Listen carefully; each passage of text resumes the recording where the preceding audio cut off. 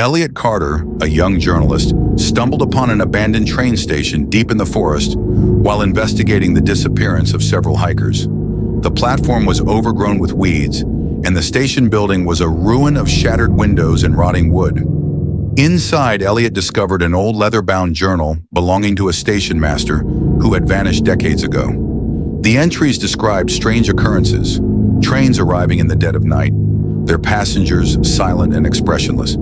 The station master wrote of an overwhelming compulsion to board the train, which he resisted, until his final entry, which read, "The midnight train is coming for me. I cannot resist any longer."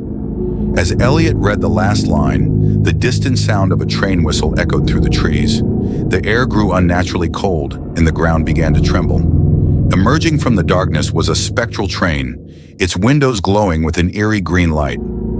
Frozen in fear, Elliot watched as the train pulled into the station. The doors slid open, revealing shadowy figures inside, their empty eyes fixed on him.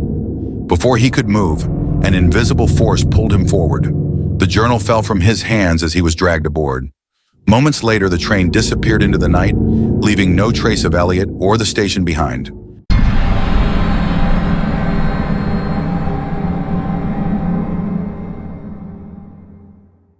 Two, the Shadow's Dead.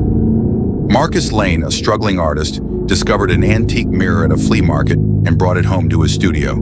The mirror was large and ornate, with an intricate frame of twisting vines and roses. As he painted, he began to notice that his work was transforming. Each piece became more vivid, more alive than anything he had ever created. But something else caught his attention, a shadowy figure that appeared in the mirror's reflection, standing behind him. At first, he dismissed it as a trick of the light, but the figure grew more distinct with each passing day. One night, as Marcus worked late, the figure stepped out of the mirror. It was a dark, faceless form, but its presence was suffocating. The figure spoke without words, its voice a whisper in Marcus's mind. "You owe me!" Panicked, Marcus smashed the mirror, but instead of shattering, it revealed a swirling void. The figure grabbed him and dragged him toward the glass. Marcus's screams echoed through the studio, but by morning, he was gone. Only his unfinished painting remained, depicting a man trapped in a dark abyss, reaching out for help.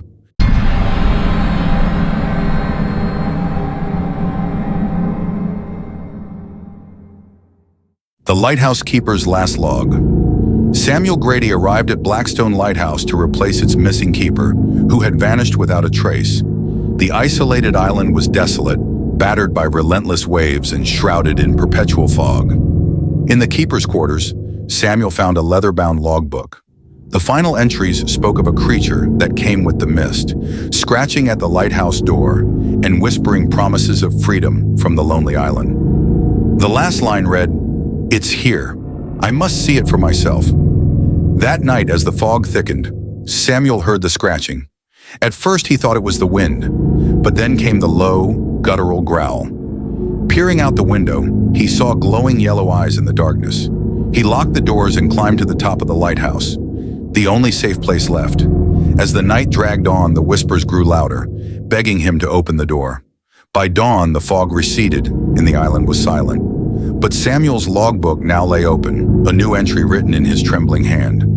"I saw it. It saw me. It will come again."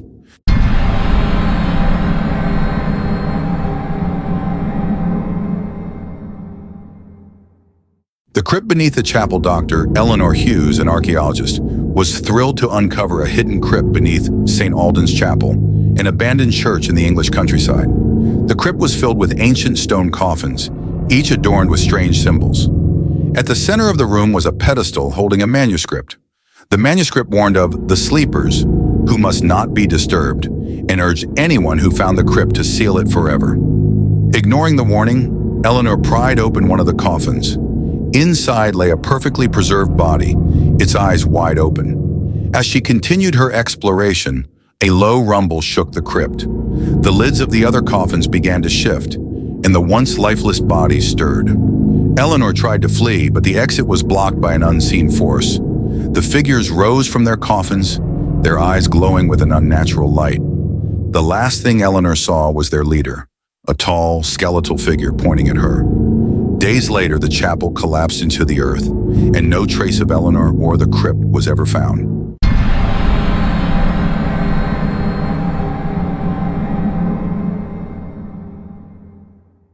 The Dollmaker's Curse. Harold Grayson, a widowed dollmaker, accepted an unusual commission to create a doll in the likeness of a wealthy woman's deceased daughter, Margaret. Using the girl's photographs and belongings, Harold crafted a doll so lifelike it unsettled him. As he worked, strange things began to happen. The doll's glass eyes seemed to follow him, and he heard faint whispers in the workshop at night. One evening, Harold found the doll sitting upright, its hand clutching a locket that had belonged to his late wife. The next day, the woman returned to collect the doll, but Harold refused, claiming it was cursed. That night, the doll vanished, and Harold began dreaming of Margaret.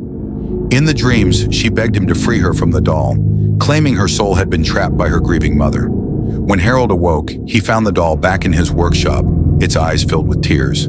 As he reached out to destroy it, the room went dark, and the whispers turned into anguished screams.